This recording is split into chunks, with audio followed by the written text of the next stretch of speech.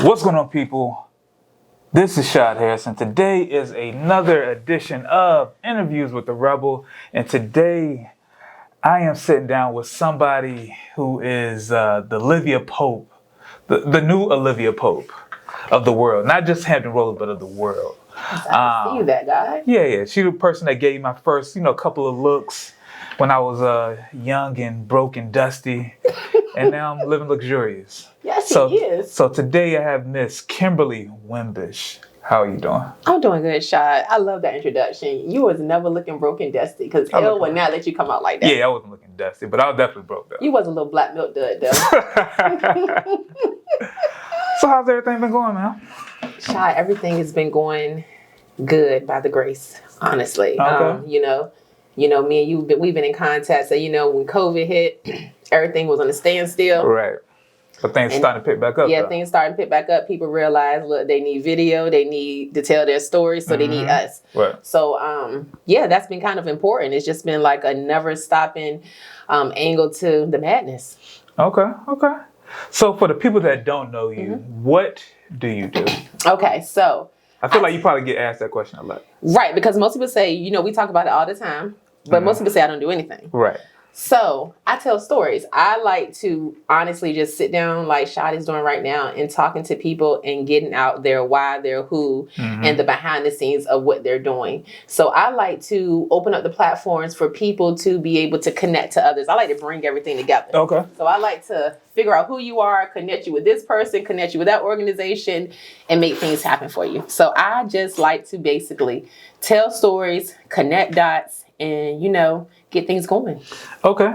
So I'm about to ask you an icebreaker question, even though I feel like I don't need to break the ice with you. I pretty much know all your business about your sugar daddies. See, I knew he your was side mentioning businesses, sugar daddy. like all that. So There is no sugar daddy. He is the only person shout out in to America. Herman and Edwin. Herman is one of the lawyers that I work with. And Edwin is actually used to be one of my employees. Really? And he's an electrician. So I'm just weak that you chose these names. Because when y'all are watching, please make sure that I did not say that. Y'all get shot for this foolishness. Oh, yeah. I just made those names up. So look at that. Yeah. Maybe those are my future husbands, though. It might be. Okay. It might be. So, icebreaker question. All right. If you had to... your phone, right? So, all right. So, if you had to make a soundtrack for your life, what would be... All right, no, a better way to explain it. If your life was a movie. Okay. Oh, my God. What would be the 3 to 5 songs that would be on that soundtrack? Okay. See, I usually call Ashley and Jessica, my young girls, about songs and music. Why would you give me this? It don't got to be like new songs. It could be songs that you kind of grew up on that was like, that resonated, touched your heart. So I was so young and I can't remember things, but maybe like, what is Jay-Z came out the Hustle or something? What is maybe, I really thought you was going to say like a movie or something that was going on. Because I was really going to say that, let me think. I don't know. It's a lot of Jeezy songs that basically resonate to my life.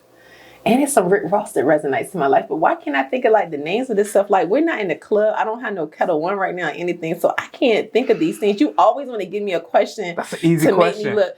But I don't remember. I'm getting older now.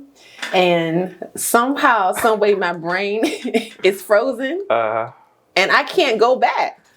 But it's like when I hear these songs, I'm like, okay, that's my jam. And that is my life right there. Okay. But no, really, when I have events, I always come into a Jeezy song. What's your favorite Jeezy song? Why would you? Shad, this was. You don't even know your favorite Jeezy song? I don't remember what the names of all this stuff is, Shad. That's not important. That doesn't pay my bills. You're making it stressful out the gate. That's supposed to be an easy question. That's like an easy alley-oop. I need to, I don't know. So yeah, that wasn't a good question because I'm not into music like that, but I do know songs and I do like stuff, but that's not like a focus of mine. So I'm honest and tell you, when I get ready to make quotes and different things like that, I'll call Jessica, I'll call Ashley.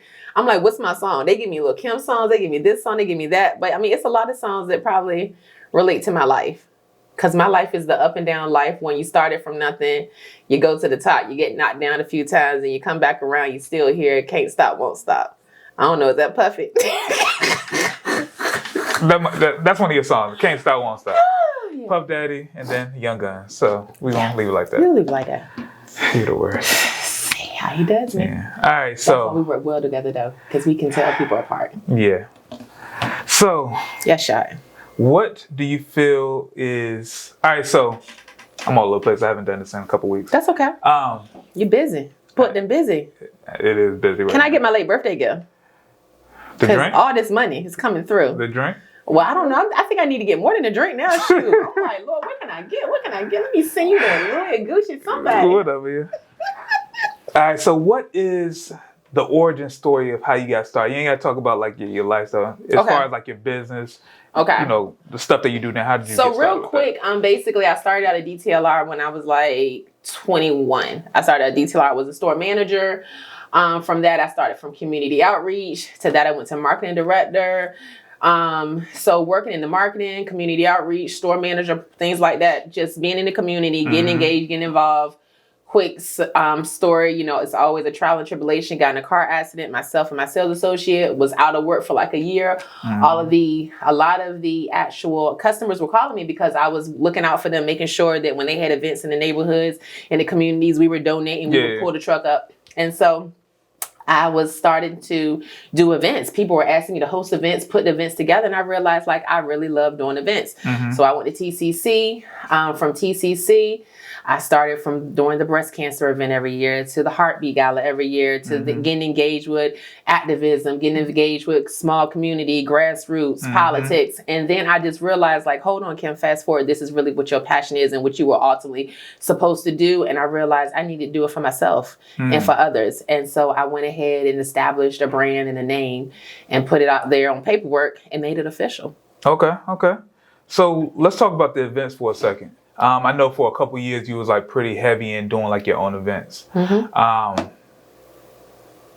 What did you kind of take away from that? Like, what was the reason? I know you said you was like, you love giving back, but outside of that, was there any other reason that you liked the events? 'Cause I know you said you really like doing events, like even now. Right. So I did the breast cancer event because my mom's a breast cancer survivor.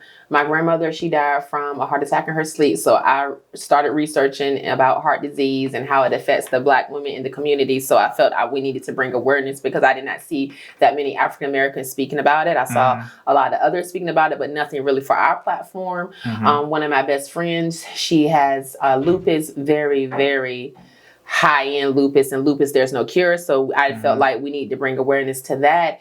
And it was just, again, just probably bringing the African American community together. It's a lot of events that I see happen on a national level with national organizations, and there's everyone coming. But what was going on for us actually in our communities to give back to our people? And so that was my number one focus. I felt like, okay, let's bring in minority-owned businesses. Let's give them opportunity for exposure. Let's bring in those who are in need, and then let's just bring in those who have survived these illnesses or other things that have affected their lives, and let's bring everyone together. So it goes back to connecting. So that is really what I started and doing. I just always loved, from even working at DTLR, from being in the store doing community outreach to doing festivals. I just always liked being on the scene. Right. I was a bartender, so I was always meeting people. So I always had a natural connection and gift for gab of talking. So it just, events was just always in my measurement. So even now, oftentimes people hire me for public relations, but we're more on the event side. So I'm handling your PR, but I want to be able to do your anniversary, your wedding, your graduations, your business anniversary, things like that. And people forget, like, we real life need somebody doing those logistics. Right. Okay. So while you were doing your events, when did you start to feel like the momentum swing where you becoming more known? Was there a particular moment that you feel like that happened? Probably, maybe 2 to 3 years into doing the events, because it would be at that point that you're in the grocery store, you're at the gas station. People are like, are you having a heartbeat gala? When's the heartbeat gala? Do you got tickets on you? I'm like, I'm pumping gas. Yeah. I don't have any tickets in my hand right now, but it's coming soon.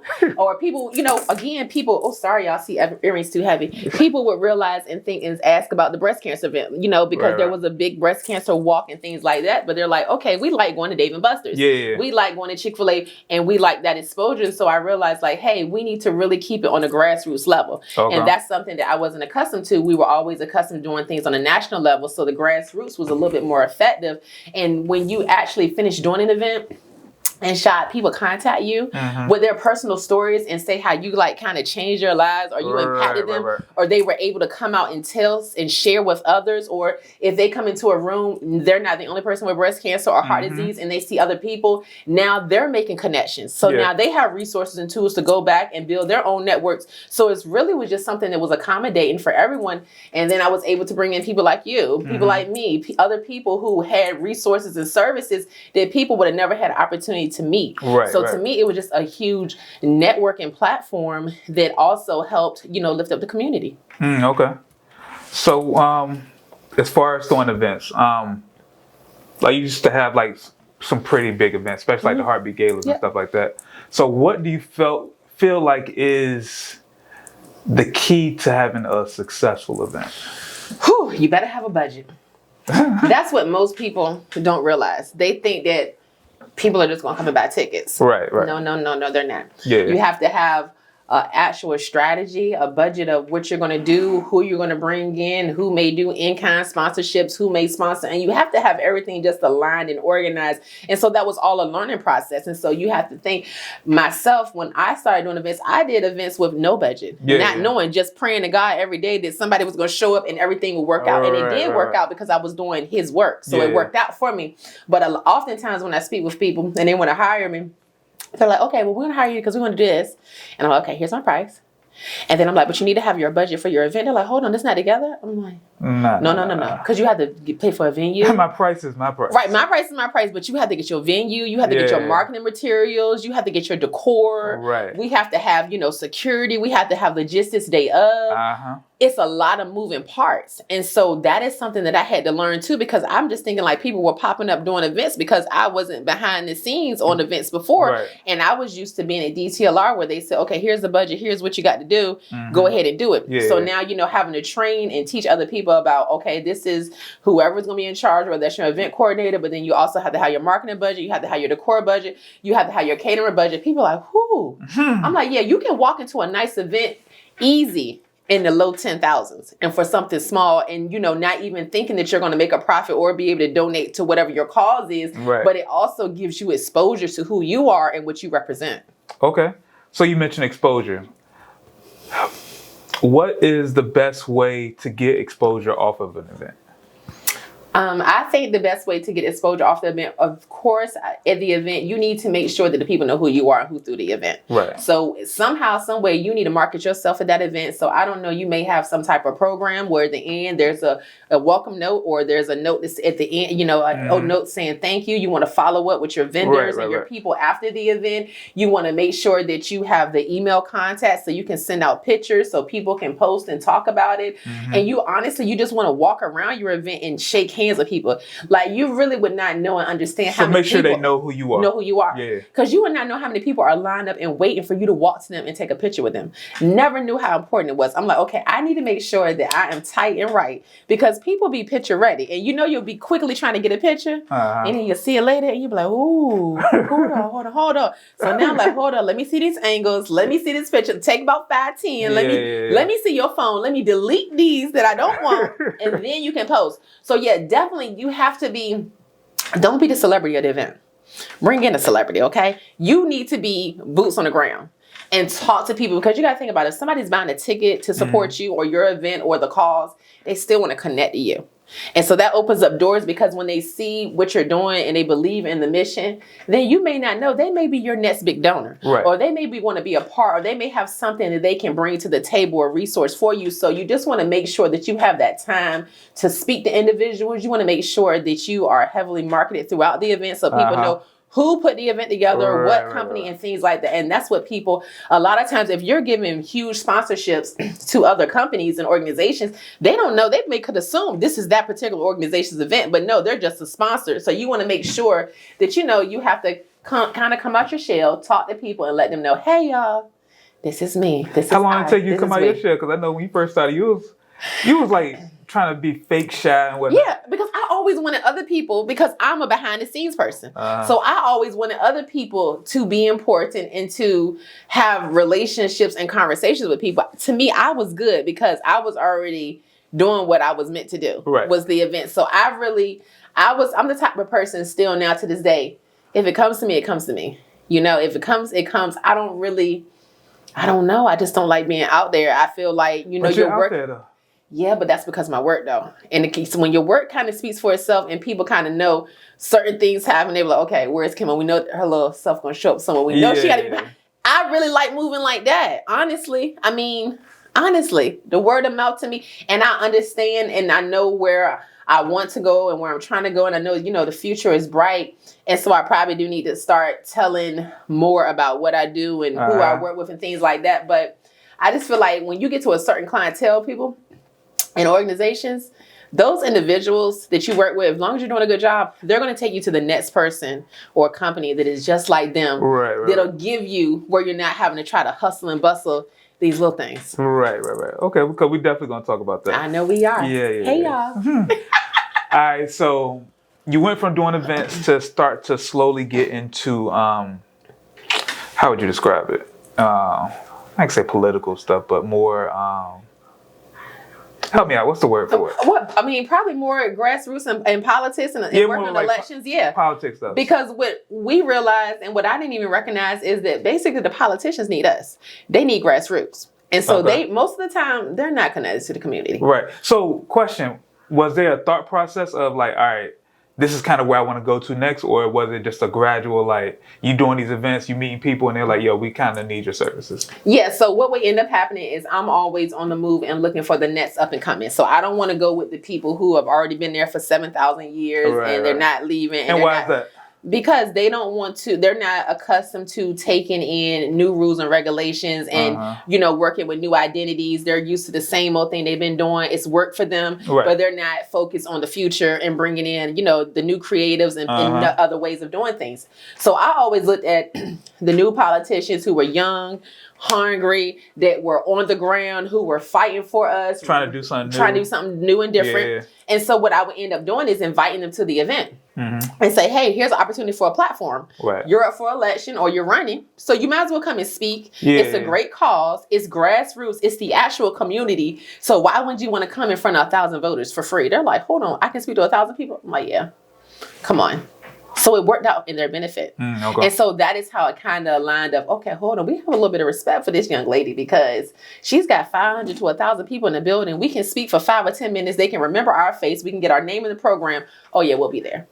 Okay. So with you doing that at your events, then you started to kind of get into that? Yeah. So what happened was people, they just realized, they're like, hold on, you have a whole nother network that we're not even thinking about. We're not even tapping into. Like, we didn't know this person owns this company, or this person is that successful, or this person is doing this, or we didn't know about this or that. They're like, hold on, because we're so busy working, you know, in our offices, or we're so busy trying to make sure the laws are getting passed that we don't have time to go into our city sometimes and go to the individual businesses to visit and say, hey, hi, I'm Delegate who, or I'm City Council her, you know, this person or that. Like, we don't have the time. And so it kind of was like, okay, we need you and you need us, and we're going to take you to another level, and you're going to take us to another level. You're going to get us to the people. We're going to get you to the money. We're going to work together. Okay. So have you enjoyed working in politics? I know it's a lot of, it's headaches. Whew. Scandals. Yeah. Olivia Pope, a.k.a. Kimberly Wimbish. Woo! So do you enjoy it? I love it. I love it because I love it when I work with real people. So when I say real people, I like to work with people who have a story. If you are the perfect person that had the perfect life and everything was perfect, it's no need for me to represent you or work with you because you're so perfect that basically you're not gonna mess up, and you're already gonna slide right on in because you're already in the perfect society of the individuals that are already guaranteed to get into those seats. But don't people resonate more when you have a story though? I would think that's what I'm saying. So that's why I want to work with the people who have a story. I don't want to work with the person with the perfect life. So I want to work with the people who are behind the scenes, or they don't think they're black enough, or they may be hood as I don't know what, but they're the ones who is on the ground, who when you call them, they are pulling up. And they are ready to fight. When we need to feed the homeless, when we need to go out there in the community because somebody got shot, they are right there. And they may be in their tennis shoes and their little Air Force Ones, but they are ready. And then they show up to the board meeting. They show up to the council meeting, and they are suited and booted. Those are the individuals I like, because those people, they people can relate to them because they can realize and know that their background may have been just like them. Right. But now they are in the position to make a difference and make a change. Right. So yeah, those are the people I love. And I mean, honestly, I have learned so much working in this political arena. I didn't even know that all these different things happen behind the scenes. And again, like grassroots is just so important. It's just so key to so many things in life. Okay. So I know anytime like politics or campaign season comes, everybody tries to, find a way to kind of get into that mode. But what do you feel like are ways that people who are doing PR, maybe videos or, whatever can kind of get into the politics game? So I feel like they should probably look into whatever area they're in, looking to see who's new and up and coming. Right. And again, it's not like, I have to like just educate people on it's really not about the money. Okay. Yeah. Sometimes you have to give up your services. Sometimes you have to, give a little discount, because if you have a new person that's running, that's never run before, that may be a millennial candidate, they may not raise as much money as the candidate who's been there for a long term. Yeah. So my thing is this, what do you want? Do you want to get a win or do you want to get the money? Now we know we want to get both, but if I Can't can you get both? You could. But I'm maybe not the first time. So what I'm saying now, a new candidate that's young and up and coming, it doesn't have money. Do you want to get the win or do you want to get the money? Me, I want to get the win to break history. So I'm not really focused, because on the back end, once this person wins, you're going to win too. And the money's going to come because other opportunities, and they're going to be able to say your name and put you in position. Now they're going to have a whole network, because what ends up happening is if you're working with somebody who wins. No, who wins? All right. Who wins? When they win, their life changes. So when they're new and nobody has respect for them or thinking about them, then boom. But when the doors open and the shift changes and they win, everybody's like, hey.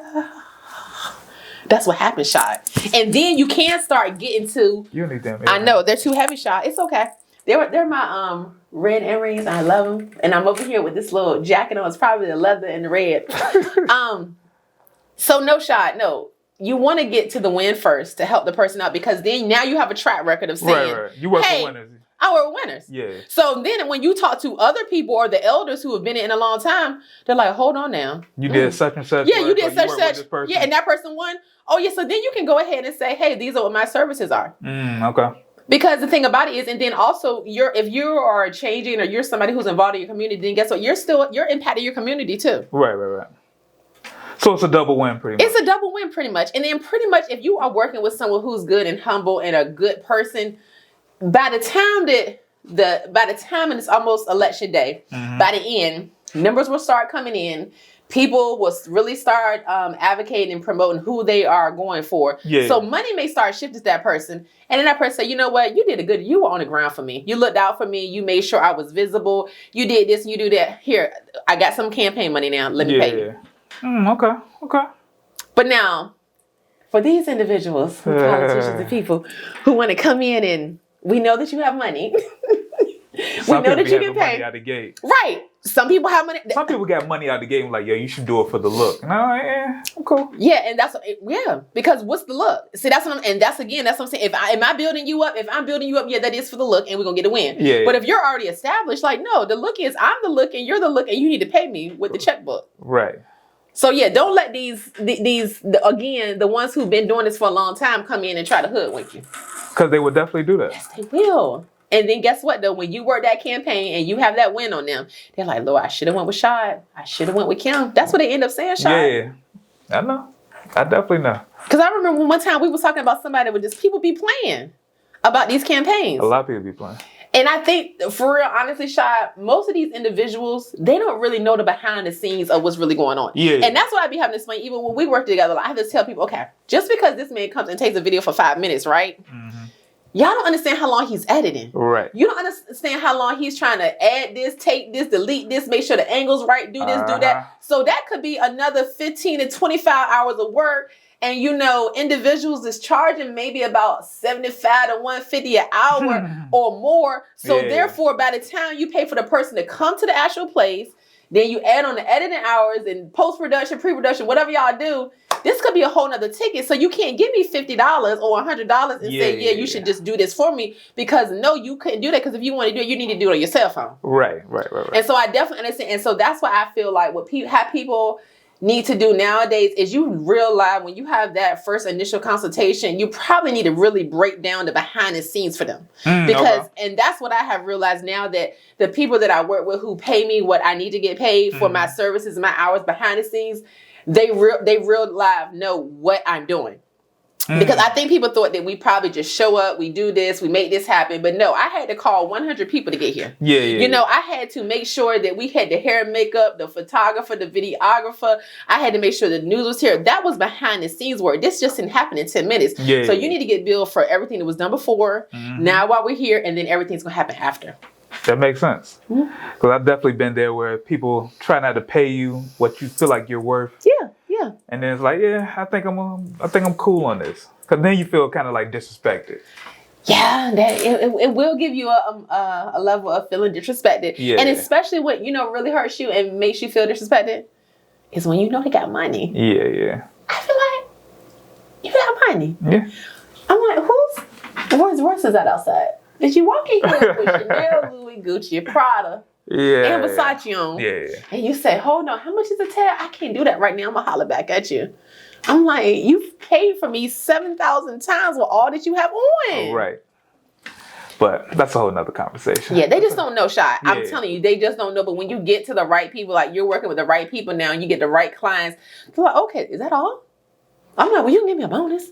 Because they're like, hold on, that's all? I'm like, well, let me find out who you used to work with before, because I need to see what their price point was, because you're happy as heck right now. You're like, okay, do you want to go ahead and get paid for all the months already in? I'm like, oh, thank you. I've ran into a couple situations like that.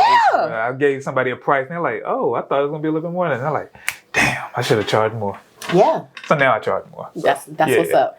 All right, so I know a lot of your campaigns and just a lot of stuff you do with like the Ashanti Billy, you've really raised a lot of awareness around, different things that you do. So what are some good ways of making sure eyes are on the things that you want your eyes on? What are some good ways that I want? What are some ways that you can get awareness around whatever you're kind of, whatever the issue or concern that you're kind of fighting? So definitely making sure that you work with like a host of people. Like you can't just do it by yourself. So you need people, that's what you specialize, social media. Like you need people sharing, talking about it, engaging in it, blogging about it. Like you need to have several different aspects of it, not coming from just one voice. So several people need to be having a conversation about it to get the information out there to share it on, a bigger level. So definitely you want to make sure if you're trying to put out a message, like before you put out that message and you really wanted to touch a large audience, you need to gather some people together. And let's all strategize. Let's talk about it. Let's figure out who the influencers are, whose platforms we're able to use, who we can connect with, what event we may do, what type of signage we may have, what type of flyer or information email that we may put out there so that people are able to know. Because I mean, right now you see there is an influx of people putting out information. So it can get just lost in the sauce. So you want everybody, so like when we promote the Heartbeat Guide, like it's 5, 10, 15 people maybe at a time, or on that particular day when you launch it, it's putting out that same red flyer. So now it's like, okay, I'm sick of seeing this flyer. What's going on? Let me look at somebody's flyer, or let me see somebody's video to see exactly what's going on. Because as we know, nobody taking time to read anything. And if they do, it's like maybe 10, 15 seconds. After that, they're lost. That makes sense. Okay. I mean, that makes a lot of sense. I guess it's more important because if you just do it by yourself, then it's just seeming like you're just a crazy person that's talking. But when you got a whole bunch of people talking about whatever that same thing is, it kind of gets more eyes on it. Correct. And you need to be a credible voice too, because a lot of people are doing stuff that's a lot of people that's not credible. And it's janky. And, they're jumping from here and there. So you're like, okay, what's really going on today? Is this real? Is this fake? Do they have all the facts? Because what you don't want to do, like we can just say with the Ashanti Billy case, so many people reach out to me shy all the time about somebody missing. And I'm like, are they missing or did they run away? There's a difference. There's a difference. And then they're like, can you post? And then an hour later, like, okay, well, they found her. They found her. Street. So I'm like, yes. And so when they do hit me up now, I say, hey, Have you real life investigated this? Have you called the boyfriend, girlfriend, friend, cousin, relative, everyone before you get people alarmed and everyone sharing this information? And then 2 hours later, you have to come back and say, hey, social media, sorry for waking everybody up, but baby boo or baby boy is found. I'm guessing you get a lot of those messages. Yeah, I get a lot of different things that's just happening. Or people, what I tell people contact me all the time and they don't have all the information. Mm-hmm. They're like, somebody got shot. Okay, who got shot at? Where did they get shot at? What city is this in? Have y'all called 911? The basic question. The basic question. And they're like, okay, hold on. Or they're like, somebody got shot in my neighborhood. Okay, do you know the name? So I'm like, I can't do anything if I don't have the smallest bit of information that we can move forward on this so that we can get you to the right area to get you the help that you need. Right. And I mean, and sometimes when people contact me and they had the information shot, boots on the ground real fast. Yeah.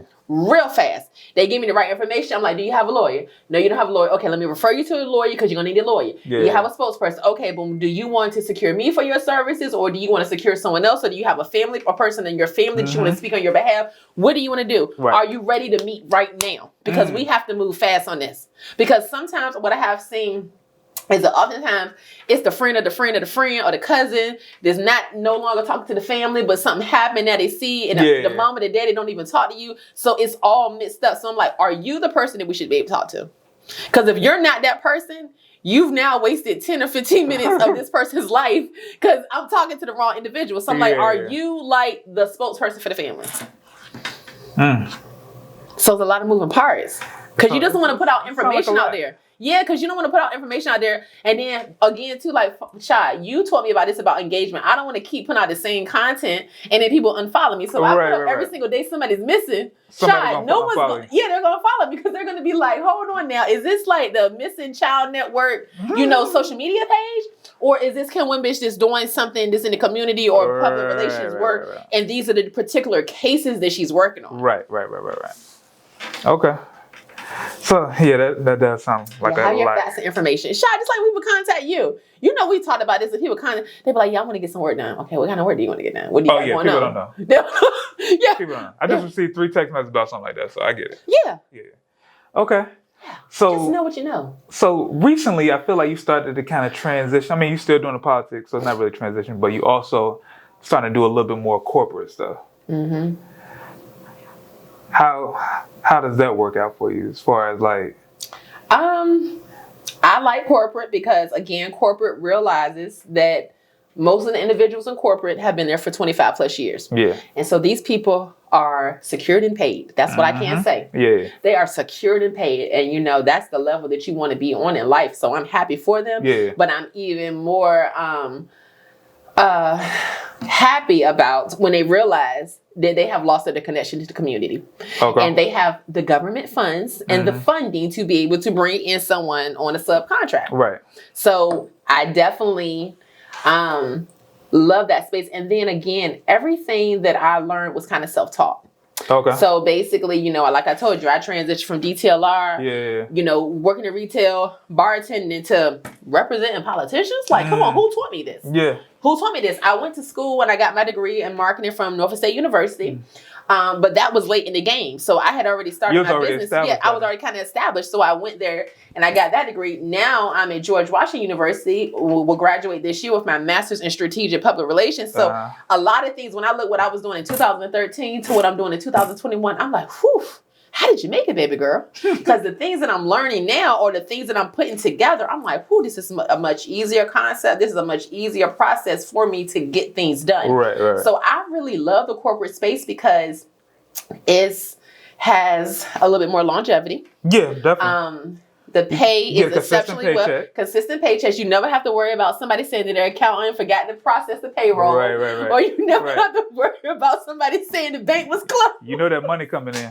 Right. You know it's coming in. And then you also know that if you do a good job with that one particular department, they're going to refer you to another department. And another department. And then you're also going to see that you're going to be working with these corporate professionals and these people that you probably would have never met in your life. Yeah. Then because establishing public relations, they're like, hold on. So, you did something for us over here, but I need to do a wedding anniversary for myself. Right. Or I need to do a sweet 16 for my daughter. They're like, can you handle that? I'm like, yeah, I can handle that. So then you often get other jobs associated from the one that you got on the corporate side. Okay. So I know you just mentioned you in 2013 is completely different than you in 2021. Mm-hmm. So just from, I know I've seen your growth over the years. You were kind of wild back then, and you're still wild, but I'm still wild. I'm good because I've been coached for my shot. Right. So what are some things that you learned now that you didn't know back then? Even just from the business side of things. Yeah, so for one, or with the business side of things, just having your business and everything aligned in order. Right. Having that space to meet your clients, having that physical address, having the information to be SWAM certified, or to make sure that you are out here engaging and networking with the Hampton Roads Chamber, or going to different networking events, because, I would be like, okay, that's not a turn up. I don't want to go there. I don't want to see what's going on. I was, again, behind the scenes, so I didn't want to go and talk to individuals or have to meet people. Yeah. If I go to an event, I'm in the corner and I'm just like, okay, if you're going to come talk to me, you're going to come talk to me. Right. Let me put on something cute so you can come over here and be like, your outfit's cute, your little purse is cute. And then you talk to me, and that's how we start the conversation. But now, I walk into a networking event. I'm like, hello, excuse me, hello, yeah, everyone. I want to come in late because I want to make my grand entrance. Then I'm going to walk around and work the room. You come in everywhere late. Shy. You come in everywhere late.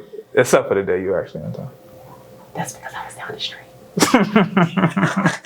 No, but my staff or people are already there set up, so I just walk in, okay? Okay. If you watch Scandal, Olivia Pope always is able to just walk in, okay?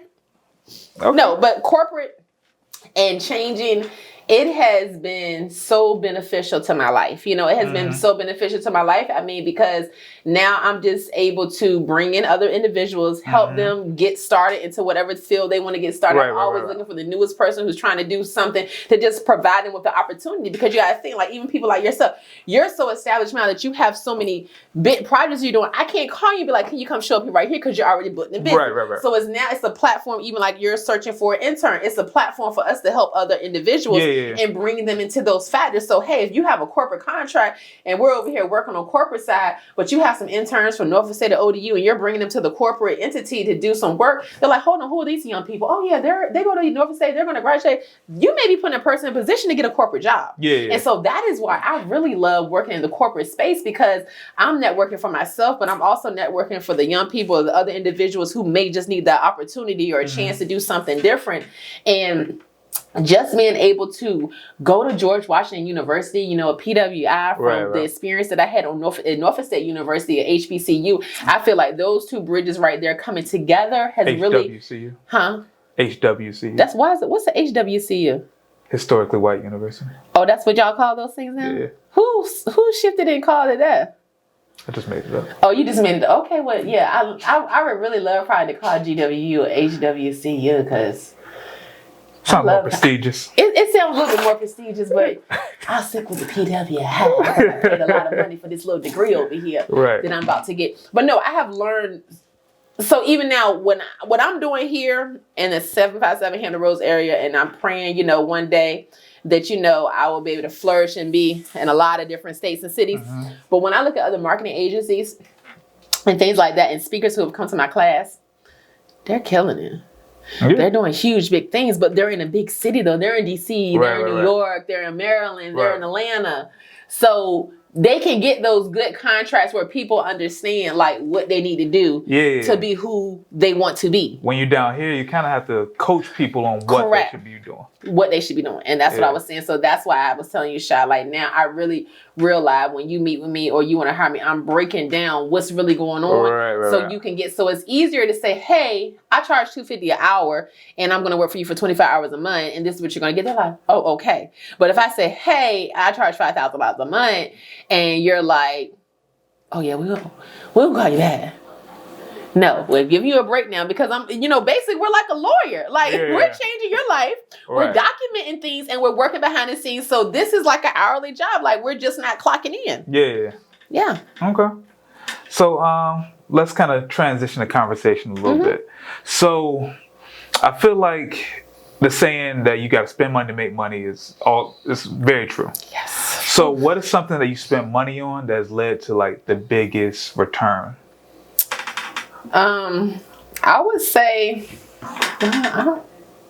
for me, well, I guess the biggest thing that I spend money on is probably sponsorships of other entities or community events and things like that going on to just get my logo and my name out there. Yeah. So that's probably the biggest thing I do. I give back a lot throughout the year, and probably just like branding and marketing materials. So if you do ask me to show up, like I'm showing up like red, white, everything. We're gonna have bags, we're gonna have everything, business cards and things like that. So it goes back to event based. If I'm sponsoring an event or I'm a part of it, I'm gonna spend a lot of money on that. And then I guess the other thing I probably spend money on is different little memberships to go to little networking events. And that's probably really it. I don't really have to. I have now found out now that I've gotten older, I do take a lot of people out to eat. Really? Yeah. Because I'm just like, I don't want to just be calling your phone asking you for something. You don't know who I am and what's going on. So yeah, let me take you out for little drinks, little food. Let's talk. Let's figure out how we're going to help one another and let's keep it moving. So yeah, now I'm more on the case of like, no, don't come to this office. Let's go out to eat. Let's go figure out who we are, what's going on, if we can even work together, and let me figure out what space you're in, what space I am, and let's try to navigate that. Okay. I feel like I used to hear like a lot of older people say like it's better to kind of close deals over like, drinks or whatever like that. Yes. Huh. I haven't dived into that realm just yet. Yeah, you need to dive into it because you like to eat good food and drink too. So that's what I'm saying. You definitely should. And I mean, even my professors, they're like, you dare not email anyone. You don't call anyone. The only reason you're calling them is you're calling them to schedule a lunch or a dinner or a late afternoon drink. They are like, hands down, do not email anybody about what you want or you need. You need to call them. You need to say who you are, what you represent, what you're doing, and you would like to take them out to lunch. And they said, you make sure that you take them out to some place that is nice and high end, it's not low budget, it's not a chain restaurant, that has, somewhere that you can tell a story at. Yeah. So I'm like, okay, cool. And that does work though. And people are like, okay. You got deals or got like, situations also. Yes. Come on, Big Easy. Come on, happy hour. Because you think about it, Shot. If you found a good happy hour spot, you're good. You're good. You found a good happy hour spot that's low key that you can get a nice little seat. You are actually good. And you've spent maybe $50, $75. And you got to think about it, Shot. We would spend that on ourselves going out to eat. True. So if you take a person to a happy hour and not a dinner, you're done the same thing. And now you realized and connected with somebody that you may not have never had a connection with. Yeah. I'm just thinking about how Big Easy got rid of my happy hour and it ain't the same. So, I mean, because what? Because you can't sit at the bar now. Yeah. And they want you to have a reservation, but it's COVID. It's coming back soon. No. They got rid of the food, the menu way before that though.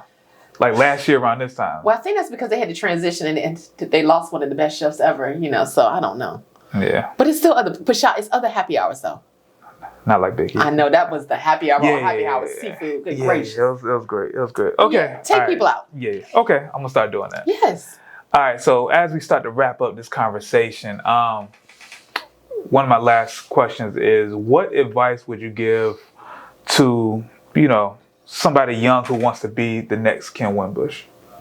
I would tell the person. And don't give me like some bull. Like give me some real stuff. No, I'm gonna give them some real stuff. I'm gonna just tell you, never stop.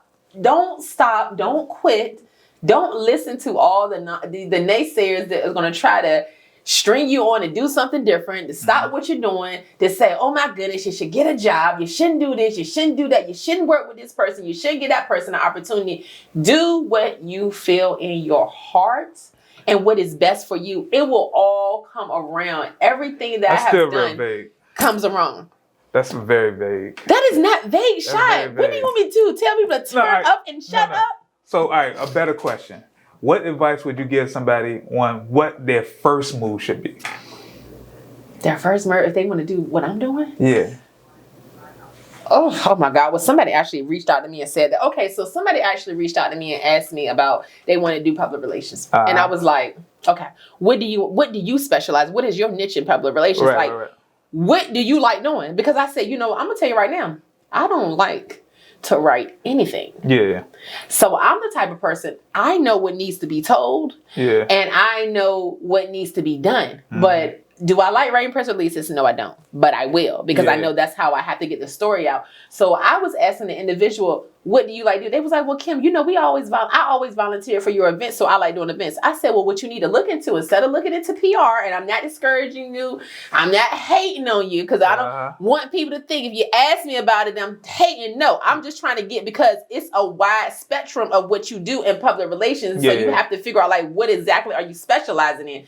So this individual was like, I like to do events. I said, okay, then you need to look at an event coordinator. You need to look into logistics, because those are very important aspects. And then what you can do is, if you have a friend or someone else that you know, a colleague that specializes in public relations, far as writing the press releases, writing the op-eds and things like that, then you subcontract with them. So you could real life have a logistics company or an event coordinating company, because you're very important. And then you can bring in everybody else and connect people. So you can bring in photography, videography, you can bring in the caterer, you can bring in the graphic designer. I said, so then you still have an agency. You can still get a balloon payment for the services that will be negotiated, or the service that will be given to the client. But you're not saying I specialize in PR, because do you want to call the news and media all day long? Do you want to take all those individuals out? Do you want to build relationships with them? So that's what I'm saying. So, like, do you really want to be in the media journalism aspect of it? Or do you want to think about, if somebody comes to me and say, hey, I'm getting married next year, I need the biggest wedding of the year, or I'm having a launch party, I want to do that. And are you creative, and you want to think about some creative ways to do an event for someone? The person was like, oh my God, that's what I want to do. I was like, okay, good. I was like, so you may want to think into having, an agency or some type of marketing firm where this is what you specialize in. Right. Makes sense. Yeah. Okay. But it's still, though, you still shied. See, that wasn't a vague answer. The other answer, you said, just do the work. That's vague. No, because you do have to just do the work, shied. I know, but that's just like, just get started. Just do it. Yeah, just get started. Go get your LLC. Get your EIN. Think of the name of your business.